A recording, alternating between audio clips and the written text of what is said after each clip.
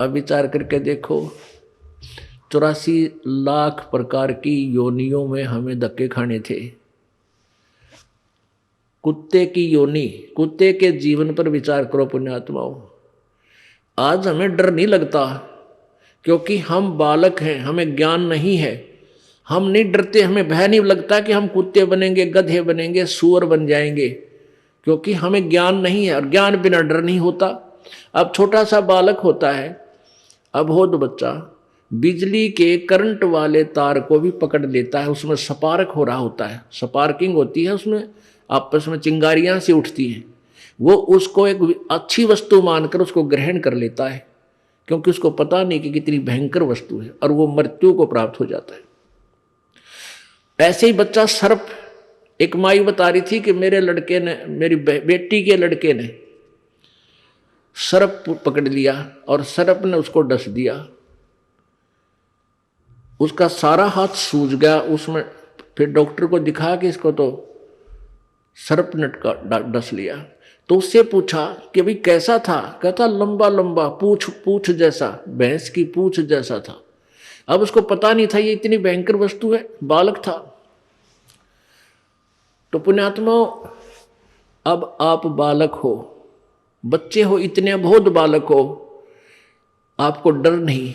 और जब वो बच्चा बड़ा हो जाता है, उसको ज्ञान हो जाता है ये सांप इतनी भयंकर वस्तु है, सर्प, और बिजली कितनी खतरनाक है, ये जानलेवा है, तो फिर कभी जब वो बड़ा हो जाता है, यानी उसको ज्ञान हो जाता है, और कहीं ऐसा तार नीचे गिरा हो, वायर, और वो स्पार्क कर रहा हो, आप भी दूर भाग जाएगा और दूसरों को भी कहेगा दूर हो लो, दूर हो लो, दूर हो जाना, इसमें करंट है, ये मार देगा। ऐसे ही सर्प दिखाई देगा तो दूर भाग जाएगा, और कोई बताएगा इधर मत जाना, देखो वो सर्प है। तो पुण्यात्माओं, जिस समय आप सियाणे हो जाओगे, ज्ञान में बड़े हो जाओगे, आपको ज्ञान हो जाएगा, फिर आपको नींद आना बंद हो जाएगा। आपको इतना डर लगेगा कि हम कुत्ते बन जाएंगे, हम गधे बन जाएंगे, हे भगवान। तो फिर आपका भक्ति में मन घना लगेगा। इसलिए ज्ञान आपको इसलिए करा जाता है कि आप इस योग्य हो जाओ। ये समझो कि हम यदि ये क्रिया नहीं करेंगे तो हम इस दुख का सामना करना पड़ेगा। अब क्या बता रहे हैं परमात्मा कि एक कुत्ते की योनि को देखो। ओहो, अब ये शीतलहर चले थी, ऊपर से धुंध और वर्षा की बूंदें आवे थी, और वो कुत्ते राम बाहर गली में बैठे थे। पहले वो कभी मनुष्य थे, और मनुष्य जीवन में ये सुविधाएं प्राप्त होती ही होती हैं, ये नियम है ईश्वर का।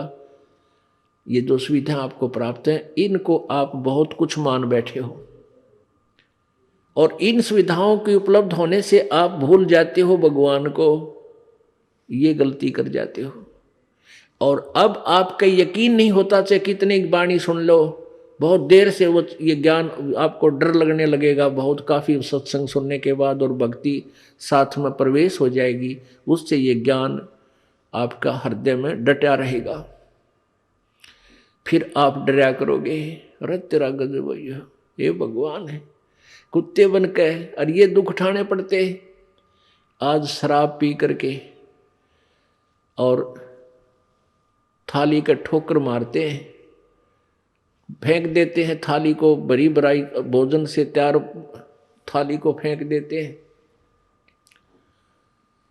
और उसकी पत्नी बैठी बैठी रो रही होती है। 2 घंटे लगा कर रोटी बनाई, पति देव आवेंगे भोजन खावेंगे, और पति देव आया टीटी बन के, खाना धर दिया, पर दिन में बैठा रहेगा, वह कहीं खाना खा ले। अब वो सोच है नहीं उसको, क्योंकि तो शराब में टन होया बैठा है। फिर वो ये कहेगी तो मत पिया कर, रोज पी का, अपने शर्म नहीं आती। बस इस बात से वो टीटी फिर चिढ़ जाता, थाली फेंक दे, पत्नी ने भी कूट दे, टीवी भी फोड़ दे, यानी पता नहीं क्या नुकसान कर दे। अरे वो कुत्ता बन गया वो दुष्ट आत्मा। अब कुत्ते की योनि पाके कहाँ बैठा? गली में, और सारी रात भौंके, क्यों उसमें ऐसी नेचर दे दी भगवान ने।